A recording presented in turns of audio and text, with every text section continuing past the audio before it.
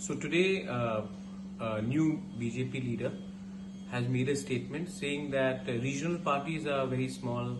My Tiprasa is a very small party which will not survive for very long, and a constitutional demand for Greater Tiprasa land will never happen. So I guess if this is the official position of BJP, then they're a very big party. Of course, they're the richest party in India. They have a much bigger, stronger organizational strength than us. That's what they claim. We are a small regional party, chota party hai hum log.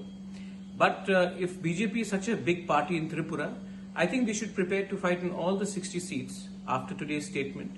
And we will fight in 30 to 35 seats ourselves. And let us see who wins in the end. All I want to say is that, arrogance leads to the downfall of the high and mighty. We may be a small regional player, but let me tell you one thing. We are not corrupt. We are not here to compromise, and we are not going to let BJP have it their way. If they are ready to fight on their own, well, Tiprasa will answer them on the ground. And I don't think after such statements, there is a possibility of alliance in the future.